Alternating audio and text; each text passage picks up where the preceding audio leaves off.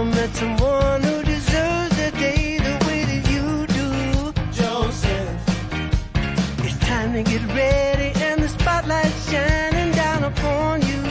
Joseph, so be fast, hold firm. I'm on my way, yeah, here it comes. And I'm delivering a wish to you, so get ready, from every peak and valley they're telling you to get ready, 'cause here it comes. It's on the way. It's a celebration across the nation.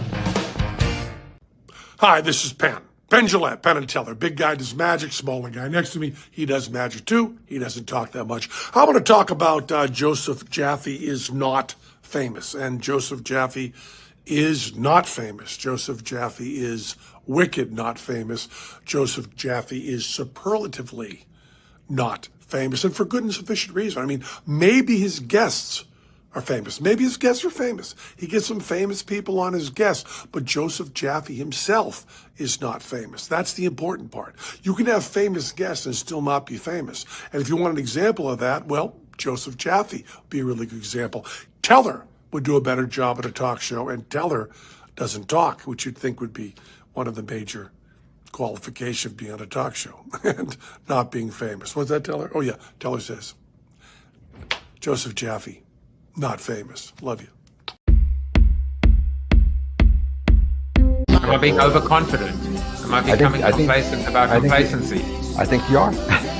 Oh, he's not the Messiah, he's just a very naughty boy.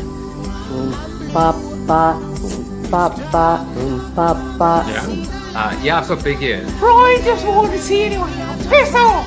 That's the one, because you literally complete me, and we complete each other. You've obviously encountered discrimination in your own life by virtue of being Australian.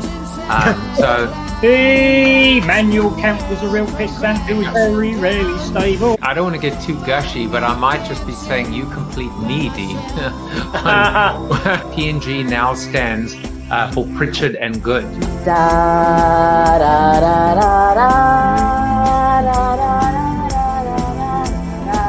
Branding is not a bad blind date. Look at you! You are insane! How did I do that? You're How insane! did I do that? You're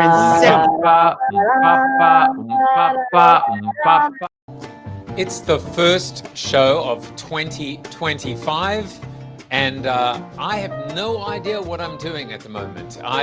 Muscle memory is an amazing thing. When you're doing something, when you have that atomic habit, when you're doing it day in, day out, week. You know, when I started Corona TV, I was doing this 7 days a week. And then, you know, it moved to like maybe 3 or 4 and then 1 day a week. And then I started missing days last year, and, you know, maybe a few weeks have gone by now, and suddenly just everything feels a little rusty. It's amazing the power of repetition. It's amazing the power of being able to get into a good, healthy routine, physical, mental, spiritual, emotional, whether it's going to work or even just commuting to your office down the corridor. But anyway, I am thrilled to be back. I am thrilled to have best-selling author Dr. Vijay Pendakur, who wrote The Alchemy of Talent. He's a magician. He's an alchemist. He is a transformer. He can turn straw into gold, or, disengaged employees into engaged rock stars. Something like that. He's going to be on the show, and we've been bantering in the green room. We're also going to be potentially hanging out, doing a little hang at South by Southwest in March of this year. Maybe you'll even want to come and join us, but only if you have a copy of his new book, which maybe he'll sign. In fact, of course he'll sign it. He seems like a very generous man. So it is the beginning of the year. It is time to dedicate ourselves to our why, because if you don't have passion, purpose in your life, then why the hell are you even waking up every day? As a teacher, facilitator, and coach, I help high aspiring entrepreneurs, owners, and their leadership teams get unstuck, return to growth, and become forever changed. What does that mean to become unstuck? Well, when I started this talk show, I said it was for people who were literally stuck at home. Well, it was March of 2020, or stuck in general. So clearly, if you're stuck, the best thing to do is to become unstuck. So if you like the show, if you love the show, even if you hate the show, as long as you feel something towards me in the show, subscribe at bit.ly/subscribe to the show. What about growth? Well, as a leadership and a business coach, I help companies return to growth or just figure out how to navigate growth. Companies go through what's called evolution and revolution. Sometimes it's smooth sailing and sometimes it's navigating through turbulent, rocky waters. You're going to hear the word VUCA a lot: volatile, uncertain, complex, and ambiguous. So the only constant is change. And so managing growth, not mitigating growth, is clearly part of that roadmap. And then finally, Forever Changed, the name of my 6th book, How a Global Pandemic Changed My Direction, My Purpose, and My Life. Life is so short, ladies and gentlemen, boys and girls. You may as well enjoy the ride. Success is a journey, not a destination. I even have my GPT. I have a Forever Changed GPT. It's going to help you figure out how to find your why, your becoming, how you can move from that chrysalis to that beautiful butterfly. I have a little audio channel called The Collective Cafe as well. There's even a podcast if you like a little bit of audio. They say I have a face for radio, and you can see why. So some people just like the accent and like the audio version. At the moment, we're doing a live read of a book called Who, Not How. Really fascinating idea that whenever you get stuck, whenever you encounter an obstacle, instead of figuring out the how, all you need, in fact, is a who. Horton, here's a who. It's very Dr. Seussical. And of course, if you want to, you can subscribe to this pod. It is bit.ly/collective cafe to go. So that is the 2025 preamble. It's now time for the seated soliloquy. And the seated soliloquy today is called Terrorists.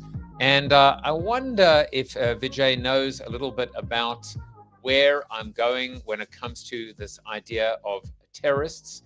How can your employees be called terrorists? It's actually an idea.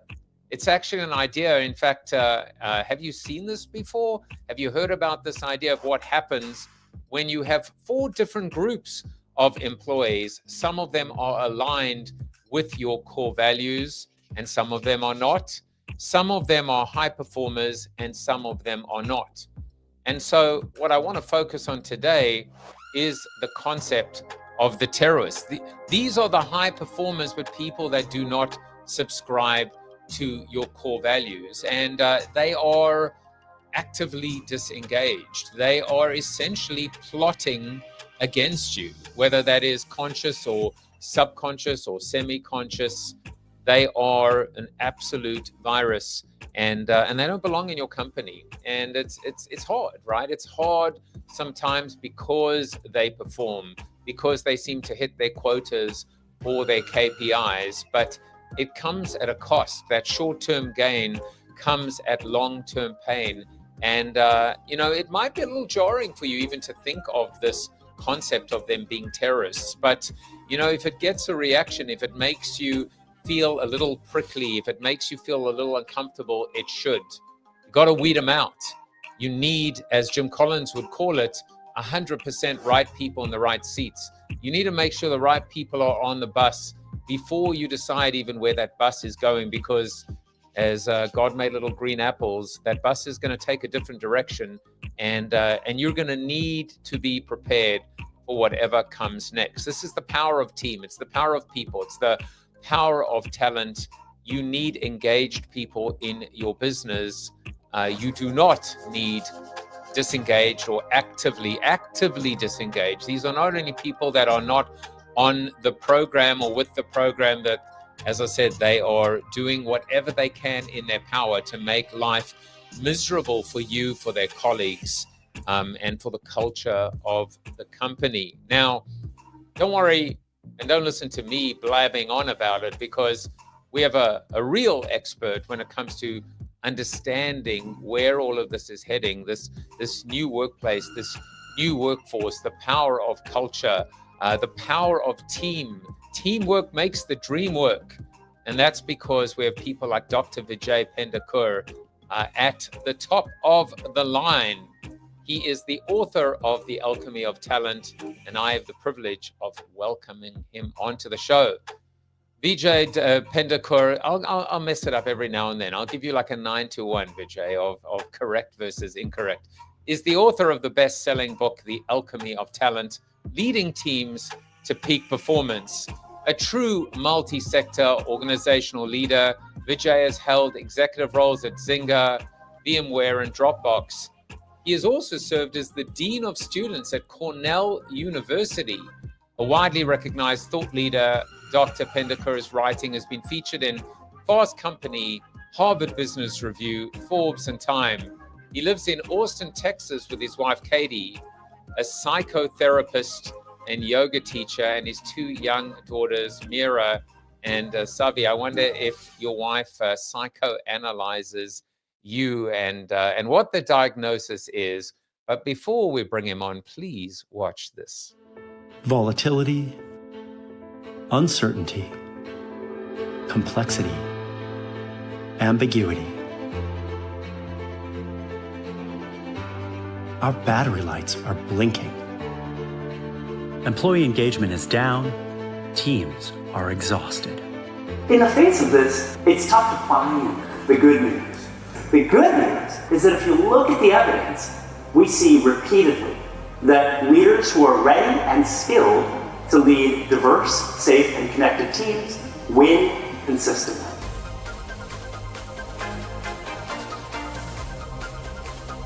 And a leader says to me, oh, I've got a great team, we all trust each other. I'm like, what does healthy conflict look like on your team? Oh, we never fight.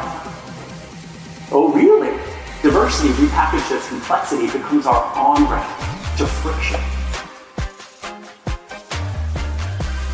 The business case here is that connection is a key priority for employees, but don't do it because it's nice. Do it because it'll help them work better. The gap between research and practice is just as amazing. We do not operationalize recognition in the world of work well at all. The Alchemy of Talent is your formula for high-performing teams, purpose-built for winning in the face of disruption and change. I bring this to life for audiences with humor and stories from the trenches. My keynote speaking hits the recharge button, turning fatigue into inspiration. The results are jet fuel for performance.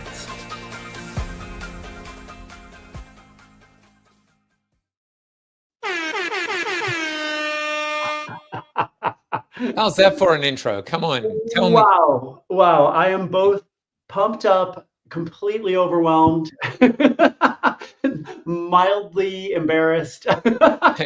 You're not going to get that on Joe Rogan, damn it. No, I'm not. Coming on Joe Jaffe was clearly the right choice. And thank you for the amazing introduction. Well, actually, I mean, you were so enthusiastic as well when I reached out to you, and it makes my life, this is not even a job, right? I say it's not it's funny, like when we think about work, people talk about a labor of love. For me, I talk about a love of labor. It's important to flip it, right? We spend so much time at the office. I mean, it should never feel like work.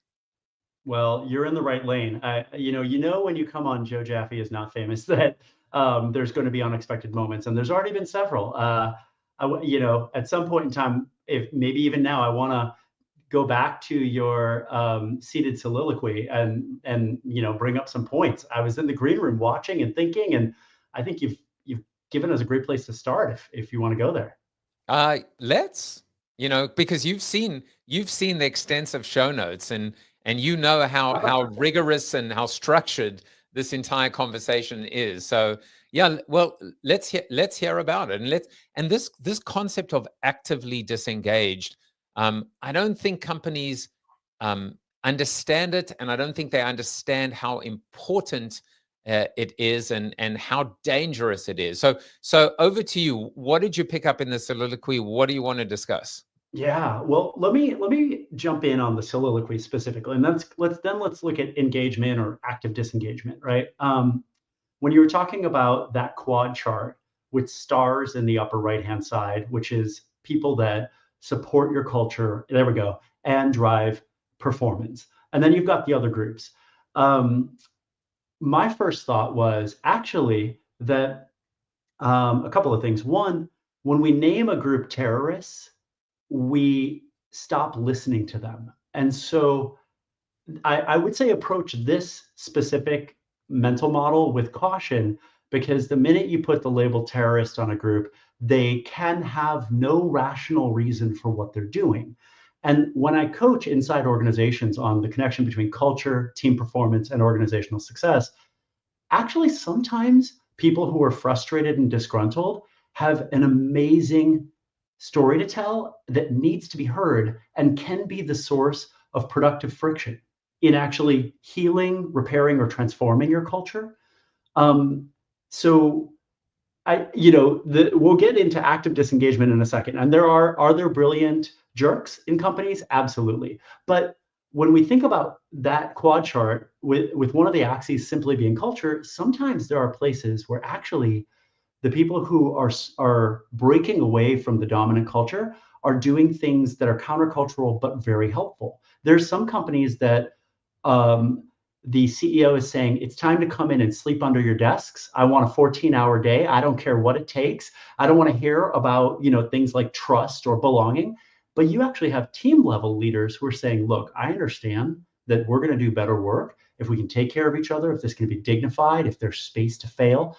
And that team leader is actually resisting the culture, but maybe doing it in a way that's healthy, productive. And so I just want to say, approach with caution. Labels determine actions. And so any label that eliminates curiosity, I always want to put a red flag around, because you may investigate with curiosity and decide a group of people is toxic or an individual is toxic and needs to go. More power to you. The label terrorist extinguishes curiosity, and it eliminates the chance of discovering that actually maybe this is a point of productive friction. I love it. I love it. I love the triangulated point of view, and it's food for thought. It makes me rethink it immediately, and isn't that the whole point? I mean, it comes back to healthy conflict, right? Even we were discussing Lencioni and how powerful it is to be able to contribute our point of view into the I'm jumping from book to book into the pool of shared meaning from crucial conversations. And I guess we have to be open to receive that feedback, that and realize a different opinion, even a critical one, is helpful and productive, as opposed to something that immediately gets our guard up. Yeah, Will do. yeah. Joe and I had a pre-show conversation, and you shared with me a personal story about the way that the pandemic, and as devastating as it was, and the net impact being so hard, but there was a point of productive friction for you, because when the possibility of being on the road was eliminated forcefully, that friction actually caused you to rethink some of the value proposition, values alignment, and personal mission of your life. And you have a book about this, right? I haven't read the book yet, because I will, because I'm intrigued. But chapter 1 in my book, The Alchemy of Talent, is on this promise of productive friction. What does it mean to that we have about 40 years of innovation data that shows that a kernel of discomfort can actually turn into the next big idea, that an idea untested by other ideas is a weak or fragile idea, that a process that isn't put through the rigors of fail testing is a process set up to fail. And so we actually know rationally, intellectually, any engineer listening to us is going to go, yeah, first principles, we actually need the appropriate amount of friction in building great things or moments or people. You're a coach, right? Friction is an unbelievably generative crucible, to pull from another leadership book, in making you better. And when we think about teams, we avoid the friction. I just want the water to be still, right? Whenever I'm talking to a leader and they describe their team as a placid lake, I'm very worried for them because one, there is a ton of thrash. It's just all happening underneath the water line. And two, you're missing out on the innovation and improvement potential of iron sharpening iron, of strong perspectives butting up against each other and creating something better. How many times is someone avoiding giving that leader feedback? And so some of the core behaviors of high performing teams that go all the way back to Collins and Lencioni and all the foundational writings about teams, they all depend. The behavior sits down the signal chain from the tolerance for friction. We have my producer's just telling me we have some breaking news. A worldwide exclusive announcement. Dr. Vijay Pendakur's next book, Productive Friction, will be out wherever books are sold. I love it. I love the concept. Productive friction, healthy conflict, as opposed to artificial harmony. I mean, these are things hopefully people are taking vociferous notes. I hope so. But yeah, like you also opened up around disengagement, right? An active disengagement. And there's Gallup started doing research on the global workforce a year and a half ago. Well, a lot longer than a year and a half ago. But one of the things they were looking at very specifically a year and a half ago is this growing sense that we are overwhelmed, that there is a palpable sense of disruption fatigue in the workforce. And disruption fatigue is a description of what happens when you've had enough big changes affect your life at work, at home, that you're not in control of. And that's where I think we all are after the last 5 years. And one of the things they started tracking is, okay, so what does this mean in terms of individual employees and teams? And they just had a really fantastic report come out. I'd recommend anybody to Google the Gallup report, the great great detachment, right? There's an increasing sense of detachment or active disengagement, right? When you look at the net effect of 5 years of real waves of disruption causing us to have a mild fight, flight, freeze response at work over and over and over again. And when I say disruption, let's be specific: mergers and acquisitions, reorg. If you're listening on the call right now, how many of you have the same boss you had 5 years ago? 10% of the call, 5% of the call? If you're in a large, complex organization, how many of you are even in the same management chain that you were 5 years ago? Budget cuts are a form of disruption. Layoffs, form of disruption. Technological change. How many of you are working with the same tech toolbox that you were 5 years ago? Not many knowledge workers are, right? That's been a huge change. And all of that gets our limbic system, right? The part of our body that controls our fight, flight, freeze response, up in arms, right? Oh gosh, something's happening to me. I don't know if this is going to work out well for me. And you have that happen enough time, and you end up in this place where you have a decreasing number of people who are highly engaged at work. And I actually think the most accurate frame I can put on this is disengagement. Actually, a lot of data points to there's a steady number of people who have been disengaged, who are still disengaged, who will be disengaged. Where I'm most worried is our high engagement group. These are the people that are often your top performers, your innovators, to borrow from Liz Wiseman, your impact players. These are the people that actually make the most change, get the most done.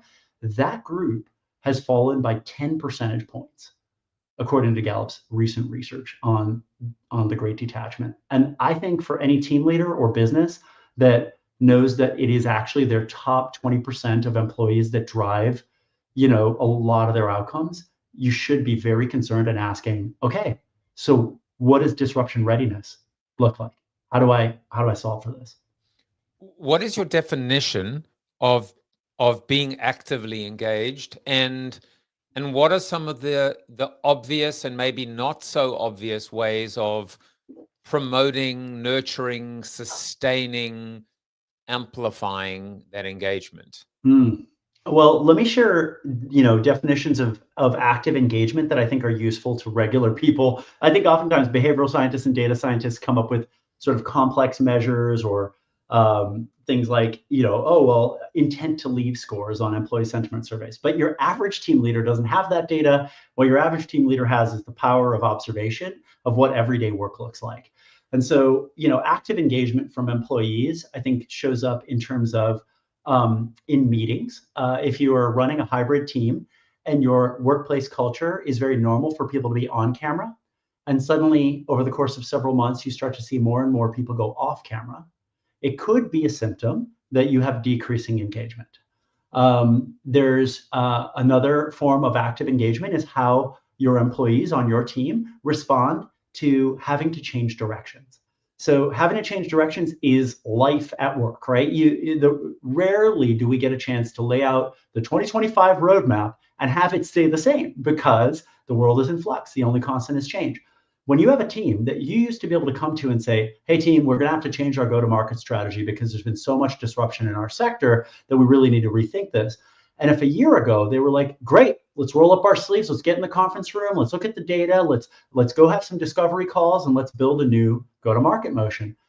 And now that same team is just like, and you've got two people actively going, feel like we've been here before, sure, we can build another one, but it's a lot of wasted effort. And you've got some people sort of silently watch the light dim in their eyes, that's another symptom, how people respond to reasonable volatility.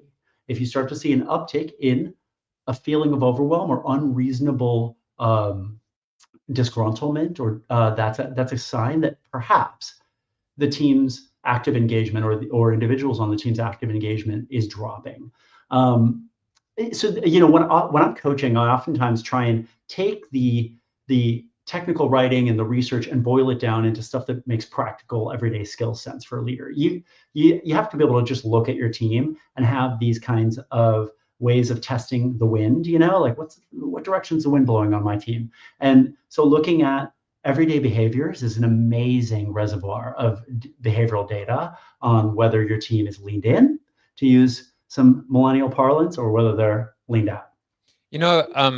I have two thoughts that popped into my mind as you were talking, Vijay. The first was this, the only constant is change, and the exhaustion of, well, of course this is happening, because it just, this is the new normal. The new normal is that there never is a dull moment or a boring day.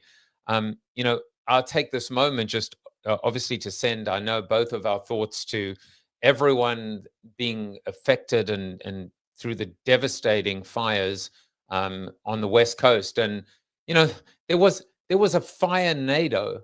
Did you see the fire? There was a tornado of fire. I mean, only in 2025, and it just seems like you can either look at this and just go, well, of course. I mean, what else you got? What else you got? Or getting to a point where no matter what life throws at you, obviously nothing as devastating as that, but you almost just seem to be equipped to deal, to change, etc. This idea that, I guess, is it possible to condition ourselves to deal with this constant, almost feels like we're in a game, like Temple Run, just like the obstacles keep, there's no respite. How do we train ourselves to cope with this just constant barrage of disruption? Yeah, I love the question. I think it is the question right now, facing so many different kinds of organizations, just given what the new normal is in our world. And I think the good news is that there are things that you can do to prepare your team to be more resilient. So let me put some language to it, right? When we've got these waves of disruption and volatility, when we've got uncertainty as table stakes, and we know that these things spike up our nervous system response, flood our body with adrenaline and cortisol, stress hormones, we have to do something about that, right? We actually have to then reskill our leaders, our teams, our organizations, our managers, so that they can flatten the disengagement curve. So when there's a VUCA event, VUCA is volatility, uncertainty, complexity, and ambiguity, oftentimes there's this very natural dip in engagement as people process the event at work and they think about, gosh, okay, that's a big change. I need to go through essentially a micro grieving process to let go of what was, go through my feelings and accept the new normal, right? And then move into a new stage of acceptance. And I'm quoting, William Bridges' famous transition theory here, but I think it's famous for a reason. It's very apropos, and it describes what so many leaders face. That the depths of that disengagement curve and the duration of that disengagement curve can be ameliorated by resilience. Resilience doesn't mean that you don't feel things. Resilience doesn't mean that we move into some Shangri-La where there is no more disruption. Resilience is about your capacity to not go down into a dark valley, but rather experience a minor ebb, shallow disengagement moment, and then you get yourself back together and you're ready to go. So what do we know about teams that are resilient? And the thesis in my work on, leading through disruption is that leaders have this amazing behavioral science toolbox of trust, belonging, and connection as 3 catalysts for unlocking an outcome. And that outcome is team resilience.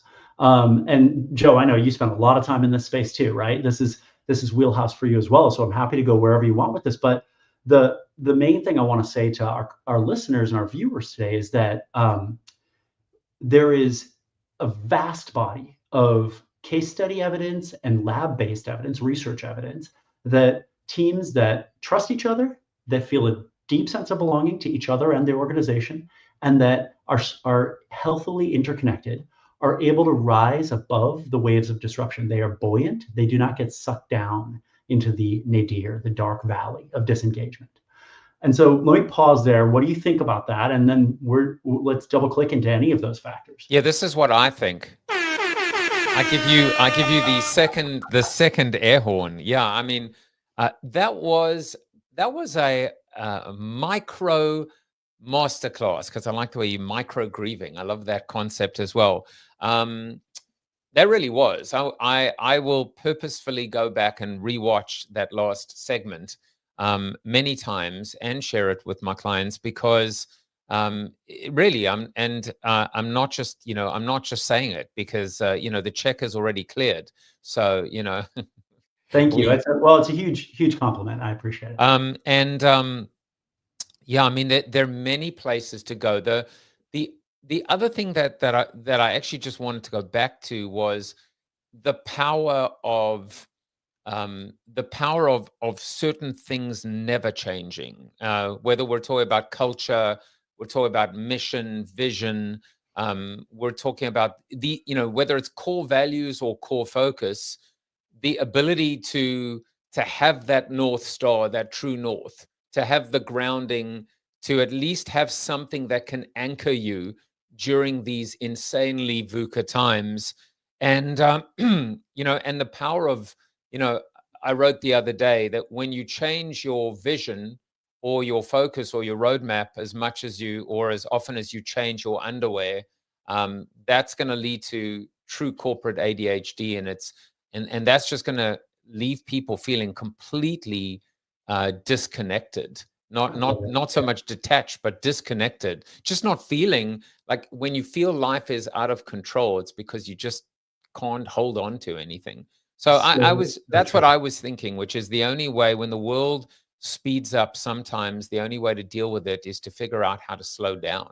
When the world speeds up, the only way to figure out how to deal with it is to slow down. There may be sage wisdom there, and there are so many. Maybe we'll have to look really hard, but we'll let you know if we find it. Like, I think the question of being right and then finding utility in the current culture of work, when the corporations I'm engaged with, I think it would be a jagged pill to use the word slow down. And so I'm wondering, like, how do we refactor or reframe that truism that you put out there, right? That you do have to, and it's a form of mindfulness, right? You do have to find ways to create moments where the storm is riding around you and over you so that you can get centered. And a leader in a well thought out organization should be able to point to a North Star. I'm going back to what you said here, right? Yeah. And that North Star is an amazing anchoring point for the team. And hopefully something like your company's mission or your organization's mission didn't change, because a lot of other things do change. I mean, I've been in companies where they redo their values, right? Every 5 years, they refine them, right? So it's even that's hard to point to. Or culture, right?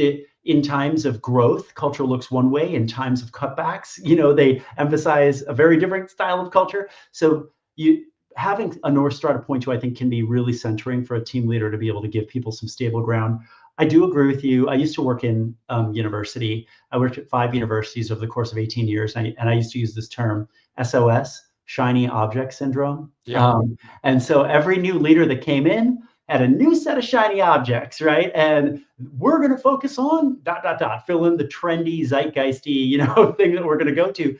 And we would pivot every 18 to 24 months. We're going to be focusing on new shiny objects, and these are the strategies and tactics that matter, and the old ones, they don't matter. And there's disengagement, and I think there's a sort of cynicism that it breeds in the workplace to chase shiny objects. And one of the things that I talk about in my workshops and training work actually is that unclear OKRs, unclear objectives and key results, or any measures of success, and wasted effort are 2 of the fastest ways to erode trust and belonging on your team. When people don't know what success looks like, and if they feel like they're Sisyphus in Dante's Inferno, pushing the rock up the hill only to have it roll back down again, wasted effort, it is very difficult to achieve any durable level of trust or belonging. Yeah, know where you stand. What gets measured you gets don't managed. know how you're being evaluated, and you put out premium calories for a whole quarter and have that work product shelved, forget about it, right? And so one of the things when leaders go, I need 2 or 3 simple things to focus on during this complete dumpster fire I'm having to lead my team through. And one of the first things I say is, let's get to clarity on what matters most. And let's make sure that people do not, if at all, make sure we do not waste people's effort. Yeah, I love that. I love that, and it's one of the things that we'll often talk about is when everything's important, nothing's important, right? It's the power of simplification. It's the power of prioritization. It's the power of clarity. It's the power of knowing where you stand at the end of the day. I found this quote for you. I always try and find a quote for my guests, and I think this was an appropriate time. This is from Matthew Woodring Stover. If you take out one of my favorite science fiction and fantasy authors, we didn't talk about this, viewers. We didn't align on this, but I've read a ton of his books. Look, I mean, it's serendipity. It was meant to be. If you take out the team in teamwork, it's just work. Now, who wants that? Who wants that? Enjoy it. It's the labor of love. And if you're going on a trip anytime soon and you need a really great read to escape this plane of existence, by Matthew Woodring Stover's Heroes Die.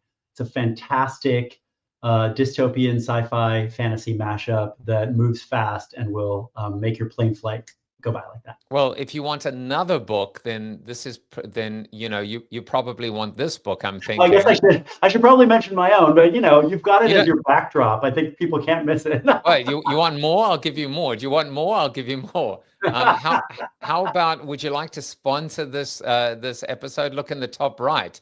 So, like, what else do you want from my life? So good. It's so good. You're good with all these gadgets and tools. You're swimming in the in the alchemy of talent at the moment. I want to take just a step back, and sometimes I feel like if you want to live in a VUCA world, you kind of also have to be able to move very quickly from the sublime to the ridiculous.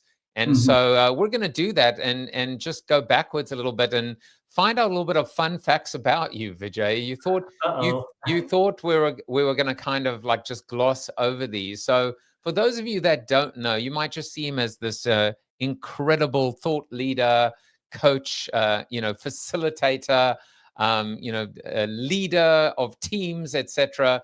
But did you know that he spent 6 years intensely studying Japanese only to never use it again.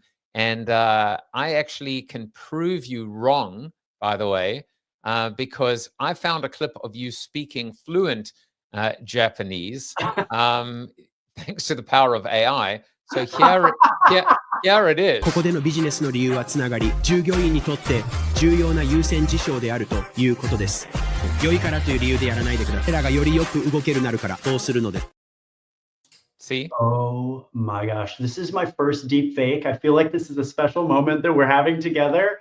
I was always waiting to be deep faked, and it just happened. you got deep faked courtesy of Hey Jen. I was playing a little bit, but you talk really quickly though in Japanese, apparently.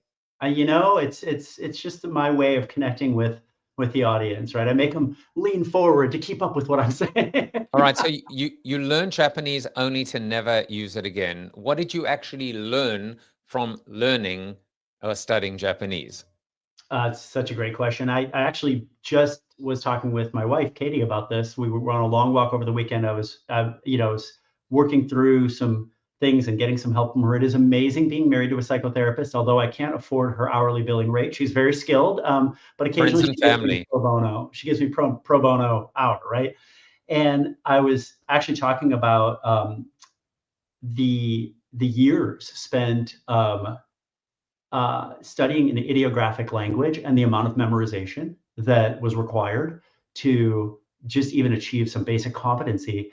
And one of the things I got out of it was discipline. I didn't do very well in high school. I wasn't focused. I was very scattered. I didn't take much of school very seriously, kind of eked my way into college. And there was no choice in the Japanese program but to develop a system for managing time and effort because of how hard the language is. And having to build a system to manage time and effort when I was 18 was a huge gift for me. Even if I didn't pursue Japanese long run, I had that learning process. I'm facing what feels like an impossible, daunting task. Let me break up my time, let me break up my effort, and I learn things about myself. It's easier for me to memorize early in the morning. It's easier for me to just practice brush strokes and work on muscle memory late at night. So I learned things about my own brain, and that not all tasks are done at all times of day, and so it was actually an amazing boot camp for learning theory on myself. And that has paid dividends in, the 25 years since, and having to reinvent myself so many times. I've changed roles and jobs and careers, and having a really strong understanding of how I learn and how to manage effort and time has been critical in that success. I actually was trying to connect the dots as you were talking, and I was thinking having a system, a method to the madness, and then I just wrote, that very familiar word starting with a P, which is process. And the unique part of it, of course, is that the company way, right? I used to work at Nando's, whether it's the Nando's experience or the Starbucks way. Every company has their own unique approach or secret sauce of being able to deal. And maybe that's the connection back to your journey. You're rolling up the Japanese rock up the hill. Yeah, you have to keep rolling it up and never using it. I love it. Well, that is a fun fact, and the AI deepfake was amazing. Thank you for that. All right. Well, we have another one as well, which this is actually my photo. But your secret dream career is to help people pair whiskey and cigars for tasting. I was actually in Glasgow in December, and I did a chocolate and whiskey pairing. So good. Sign me up for whiskey and cigars. Why is it a secret dream? It's not secret anymore. And when are you going to do it? Well, it's definitely not secret anymore, Joe. Gosh, circle of trust. Exactly. So I do. Where was that NDA? I've done it casually for friends frequently. And then last year I hosted several whiskey education little group things at my house. I would invite friends or friends of friends to come over, and I would do a focused whiskey education night. So I have played around a little bit in the space. One of the things that I don't want to do is to harsh the joy I have with that by trying to actually make it into a real job. Part of what makes it so fun is that there is I have no plan for monetization. I'm not trying to manage some sort of LinkedIn brand and all the stuff I have to do in order to support my culture and coaching work. And so like leaving it as a hobby, just like my guitar playing, is a perfect fit for now. What a great segue into the fact that you entered a talent show in college as the lead singer in a band when you'd never sung in public or with a band before. And we actually have a photo of you in the band, which is when you were a little bit younger. So, you know. I love it. You know, that guy's good looking. I take this as a compliment. Can't one thing, and I've said this many times on the show, which is you can't make an ugly person look good with AI. I know because I've tried with myself. The only way to make me look less than grotesque is to say, please make me look like a male model version of me. So this is naturally how AI has decided to render you. So I didn't say younger, I didn't say anything. I just said I uploaded your photo and this is what I got. So this is it sees your inner Ute. I love this. I'd love for you to send me that picture after our recording today. I mean, I figure that's what happens when you turn up your touch-up filter on Zoom. It goes 1 to 10, but if you could turn it up to 100, that's what I would look like. Well, listen, enjoy it. But now let's get back to the book, and let's get back to a concept that you've written about. In fact, this is a blog post. Stop thinking of team as a noun, and I'd love you to introduce the concept of teaming. What are we talking about here? So the first time I heard the word teaming, I thought that somebody was making a grammatical mistake. And perhaps according to like the true, Oxford English Dictionary, they are. It's a made-up word, but it is a really powerful word in reminding us of a couple of things. Here's the reality, Joe. In any scaled organization, by the time you get more than 500 people in an organization, teams are the unit of performance. Important work is done by teams. If you're in a startup with 25 people, you're all ICs, maybe this doesn't pertain. But as you scale, teams become the crowbar through which everything happens. And when we look at the micronutrients of how organizations are organized to feed people, train people, reward people, onboard people, all of the things that set up the people life cycle in organizations, none of it is normed around teams. It's all about individuals. So you go into a company with 20,000 people, and if you look at everything from their compensation structure to performance appraisals to their training, to so much is normed around you as an individual. And we don't actually bring forward assets to invest in the team as its own organism. It is a complex organism, right? It's a 2 + 2 = 6 organism, right? It is greater than the sum of its parts. And when you understand that teams are the unit of performance, it begs the question, what are we doing to water, nurture, care for, grow our team's intelligence, our team's emotional intelligence, our team's dynamism, our team's resilience?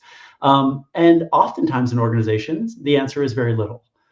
So I bring forward the idea of teaming as the active verb that a leader should think about. What am I doing to make my team a team?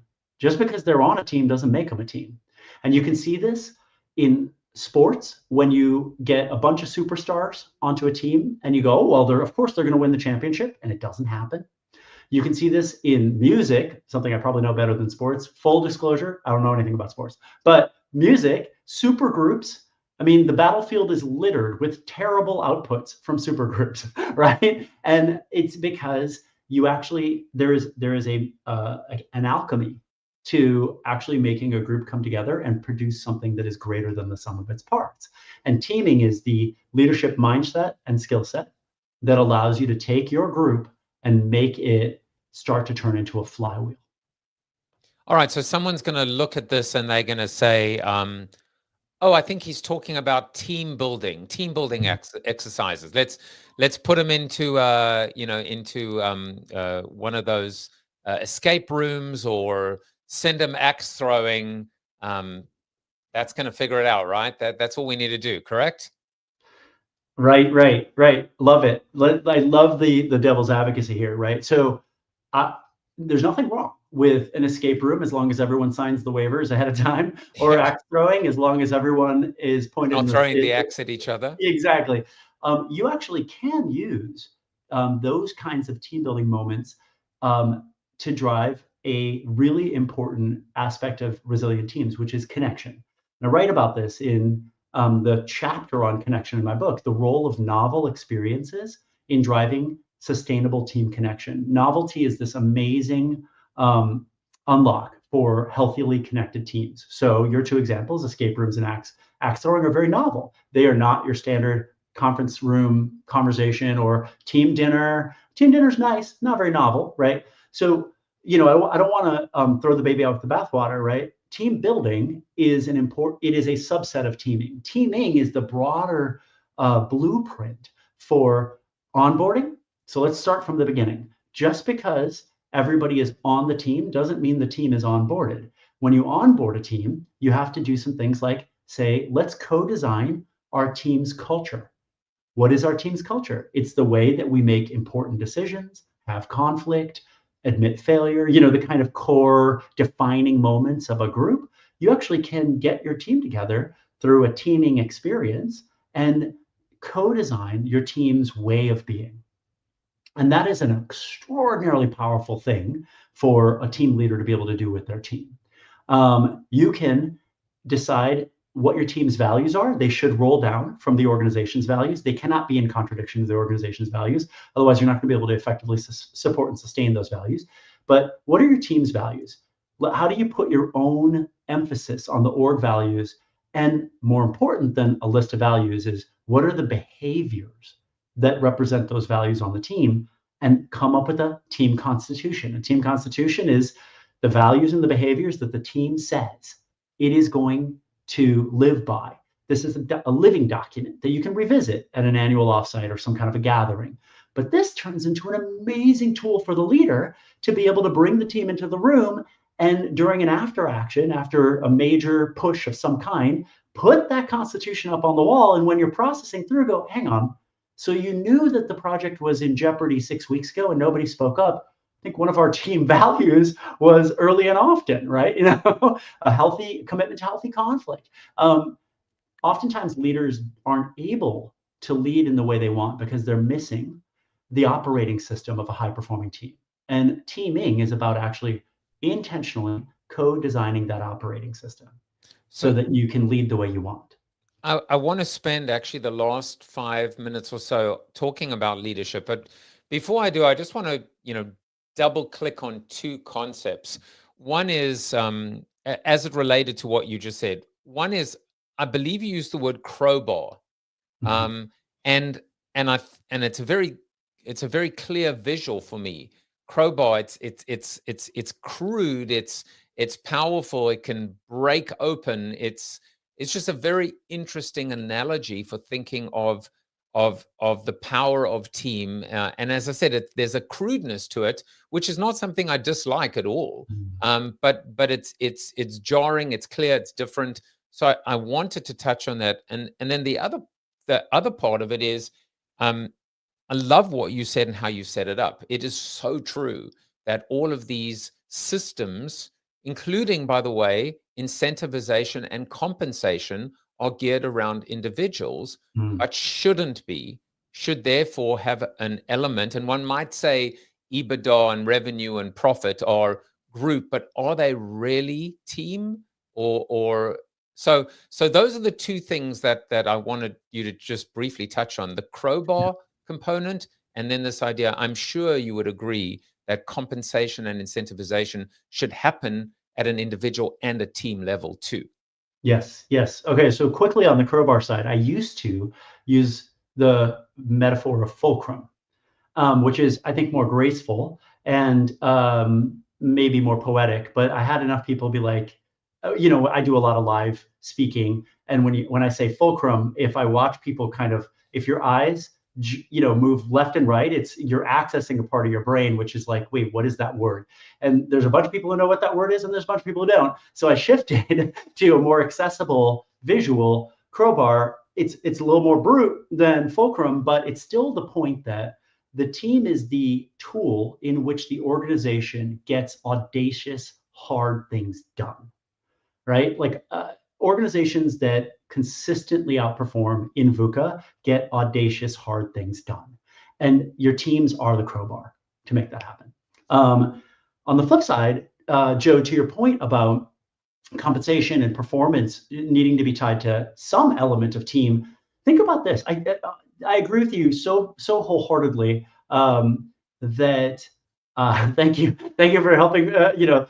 Fulcrum is like a really important engineering concept, right? By the way, guess who is checking out the definition? Did you see my eyes darting left and right? Right. Right. But think about this. Any company has some sort of a ERP or financial tracking system that can show you dollars against all kinds of expenses and profits. And you know what I mean? I'm not a CFO, but like you have a very sensible way of understanding revenue and expenses and profitability, right? And you would never not have that. But almost no ERPs or financial tracking systems integrate with the HRIS, the Human Resources Information System, or the Human Capital Management System. So there's this huge disconnect in what our people are doing and how we measure, track, and assess profitability. And if you're in a for-profit and you say things like many CEOs do, our people are our most valuable asset, things like that, don't you want to have these two enterprise data sets linked dynamically? And so that's at the individual level, even let alone the team level. And so one of the areas where I think we really underserve our own success in companies is that when someone becomes a team leader, oftentimes it is foisted upon them as the result of having been a very successful individual contributor. And hey, Joe, thank you so much for being a great, direct contributor for the last 3 years. Here's 5 people you've got to manage now. And at the end of the year, you're going to be evaluated on your work product. And no part of the evaluation schema includes the Herculean effort it takes to lead these 5 people, right? I mean, your performance appraisal tool doesn't change when you lead a team to reflect the fact that team leadership is like 50% of your job, And so what happens to the leader? They end up burning the candle at both ends. They're still operating like an IC. They're leading the team. And because they're being evaluated primarily still as an IC, their best calories go to their direct work. And they don't actually invest the best of their creativity and their effort in leading the team. And the whole team suffers as a result. And so when we say we want our managers to operate like leaders, to not just get the job done, but to inspire followership, what is the incentive structure is an important question if you are somebody who has the levers and dials to fix these kinds of problems. And of course, I mean, Tom Peters would say, as would many other gurus in their time, that a leader's job is to create more leaders.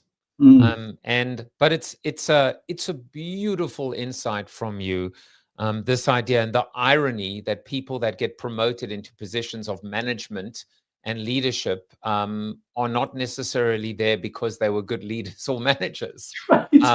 And of course, something that we train as well is you can be a great leader and a lousy manager. You can be a great manager and a lousy leader. So 100%. So it's almost now the fulcrum, which is a triangle.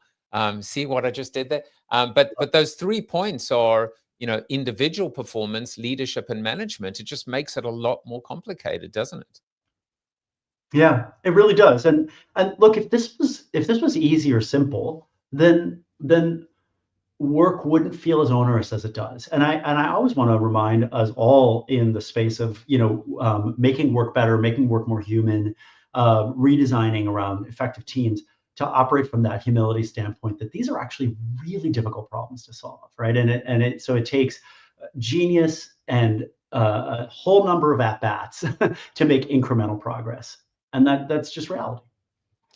Well, the book is called The Alchemy of Talent, Leading Teams to Peak Performance, by Dr. Vijay Pendakur.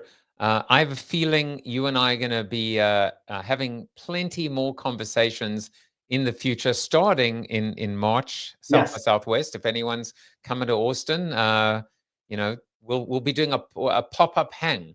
Yeah, let's do it. We between our social channels, I bet we can get a pretty cool group of people to meet up with us. I think that would be great, and I really encourage you, not only if you're watching this or listening to this, to go back and start again. Go back to the very beginning and connect the dots, because I think all the pieces, all the crumbs, all the pieces of the puzzle are absolutely there. And then don't be selfish. Go out and tell someone else to watch and listen. Just the same as once you buy the book, don't keep this to yourself, because again, the concept of teaming is very much about the we is greater than me. I will tell you, I'm reading another book in addition to as soon as I'm done with that, I'm going to start yours. But Who Not How, Dan Sullivan and Dr. Benjamin Hardy.